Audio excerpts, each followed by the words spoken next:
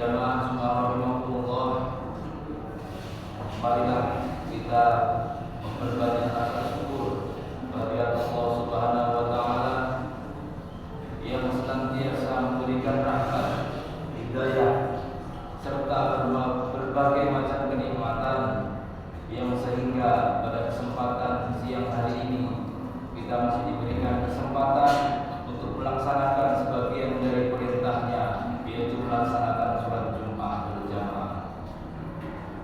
Sholawat dan salam tak lupa kita haturkan kepada junjungan kita Rasulullah Sallallahu Alaihi Wasallam, kepada keluarganya, para sahabatnya, dan mudah-mudahan sampai kepada kita sekalian umatnya yang benar-benar melakukan sesuai apa yang dituntunkan beliau dan nantinya mendapatkan syafaatnya di yaumul qiyamah. Amin ya rabbal alamin.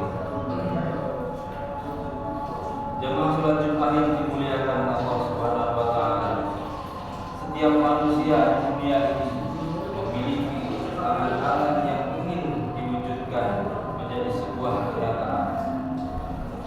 Kebanyakan angan-angan itu tertuju pada meraih jabatan tinggi, harta berlimpah, istri yang cantik dan mempesona, rumah luas dengan fasilitas lengkap dan mewah, dan berbagai kenikmatan dunia lainnya yang diimpikan oleh banyak orang.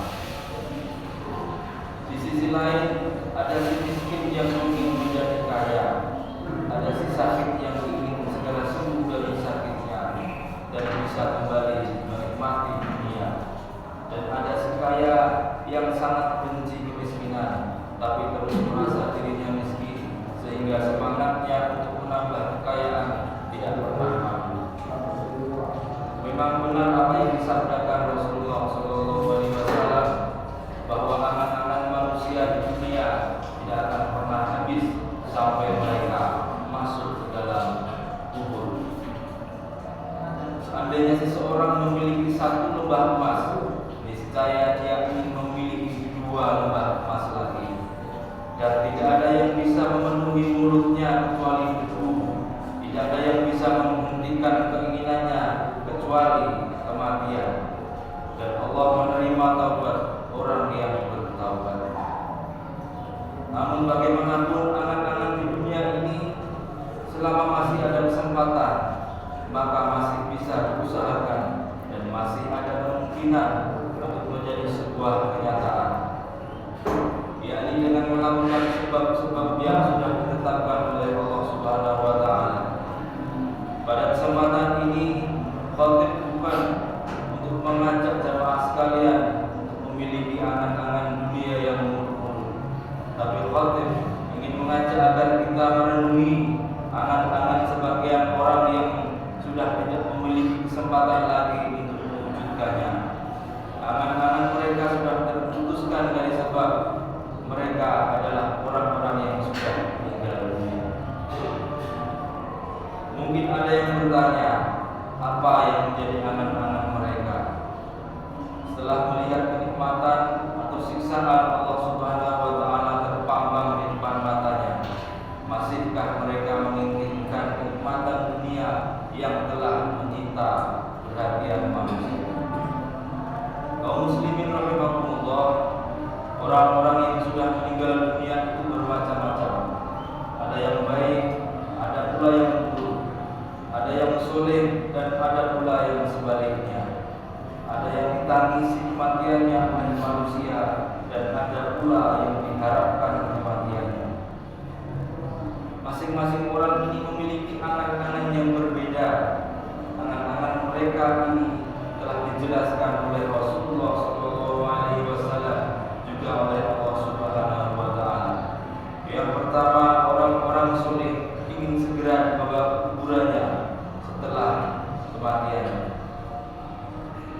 Disebutkan dalam Sahih Al-Bukhari dari hadis Abi Sa'id Al-Khudri radhiyallahu anhu, jika jenazah diletakkan lalu dibawa oleh para laki-laki ke atas pundak mereka, maka jika jenazah tersebut termasuk orang soleh, dalam hidupnya, maka dia berkata, bersegeralah kalian membawaku. Jika ia bukan orang soleh, dia akan berkata, celaka, kemana mereka hendak membawaku. Jeritan jenazah itu akan didengar oleh setiap makhluk di dunia ini kecuali manusia.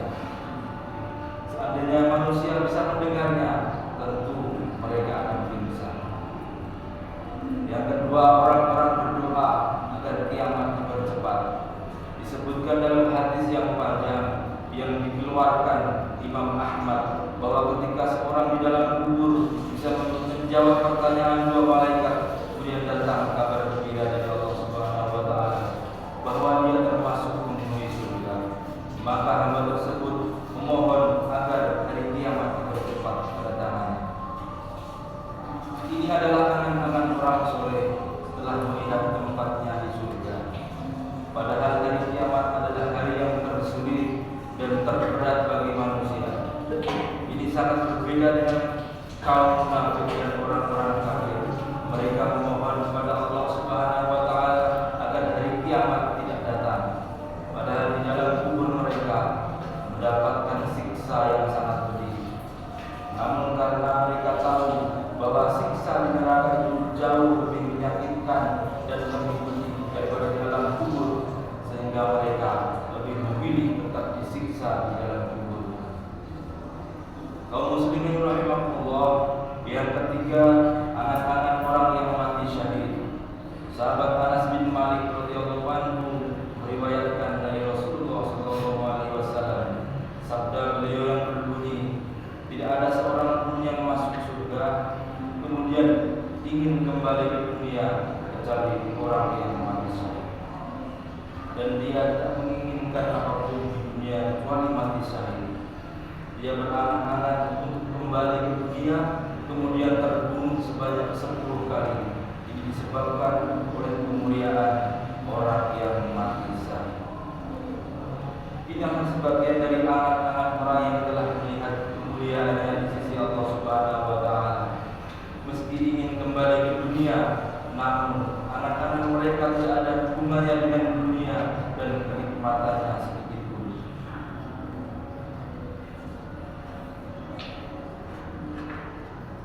Mereka kembali untuk menambah amalan agar kemuliaan mereka bertambah di sisi Allah Subhanahu wa taala.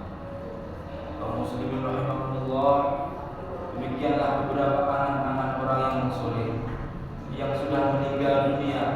Lalu bagaimana angan-angan yang lalai sama hidup mereka di dunia?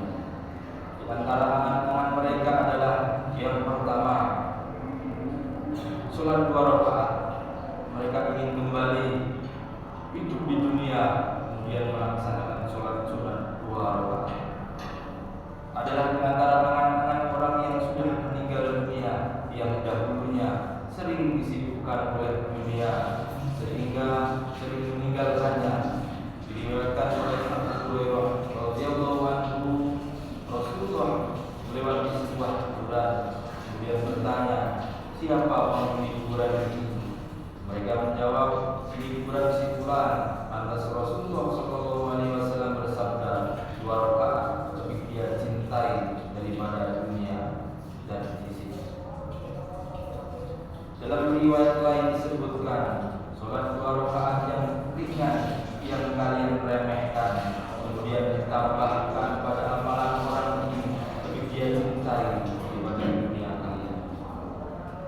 Kaum muslimin rahimahullah, kedua yaitu mengeluarkan sedekah. Seorang yang sudah meninggal dunia berangan-angan untuk hidup kembali dan mengeluarkan sedekah dan menjadi orang soleh, sebagaimana diceritakan oleh Allah dalam Al-Quran yang artinya, dan belanjakanlah sebagian dari apa yang telah kami berikan kepadamu sebelum datang kematian kepada salah seorang di antara kamu. Lalu dia berkata, ya Rabbu, mengapa engkau tidak menangguhkan kematianku sampai waktu yang dekat? Yang menyebabkan aku dapat bersedekah dan aku termasuk orang-orang yang soleh. Quran surat Al-Munafiqun ayat 10. Ibnu Katsir rahimahullah, setiap orang yang lalai masa hidupnya pasti akan menyesal di saat nyawanya akan jatuh. Ia memohon agar umurnya berpanjang walau hanya sesaat untuk melaksanakan amal soleh yang selama ini ia tinggalkan. Kemudian yang ketiga adalah melaksanakan amal soleh. Amal-amal terbesar orang yang sudah meninggal dunia adalah bisa hidup kembali dan melaksanakan amal soleh.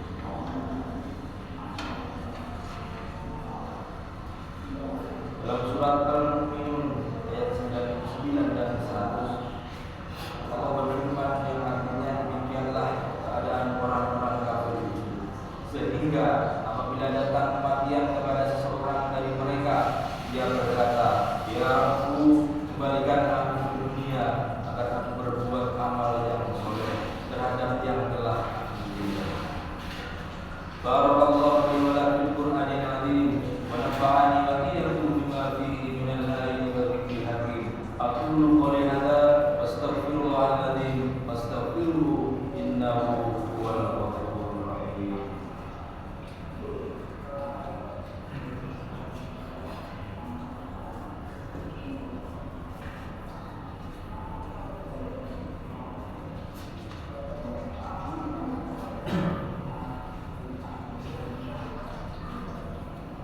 Alhamdulillahirabbil alamin. Alhamdulillahilladzi arsala rasulahu bil huda wa dinil haq liyudhhirahu 'ala dini kullihi wa kafa billahi shahidan. Asyhadu an la ilaha illallah wahdahu la syarika lah wa asyhadu anna Muhammadan 'abduhu wa rasuluhu la nabiyya ba'dahu. Allahumma shalli 'ala sayyidina Muhammad wa 'ala alihi wa sahbihi ajma'in. Qala ta'ala fi kitabil karim, a'udzu billahi minasyaitonir rajim. Bismillahirrahmanirrahim. Ya ayyuhalladzina amanu taqullaha wal tanzur nafsum ma qaddamat lighad wattaqullaha innallaha khabirun bima ta'malun. Innallaha wa malaikatahu yusholluna 'alan nabi. Ya ayyuhalladzina amanu shallu 'alaihi wa sallimu taslima. Allahumma ighfir lil mu'minina wal mu'minat wal muslimina wal muslimat al ahya'i minhum wal amwat innaka sami'un qarib mujibud da'wat wa ya qadiyal hajat. Allahumma ighfir li walidayya warhamhuma kama rabbayani shaghira. Rabbi hab li minas shalihin. Rabbi hab li minas shalihin. Rabbi hab li minas shalihin. Rabbana la tu'akhidna in nasina aw akhtana. Rabbana wa la tahmil 'alaina isran kama hamaltahu 'alal ladzina min qablina. Rabbana wa la tuhammilna ma la taqata lana bihi wa'fu 'anna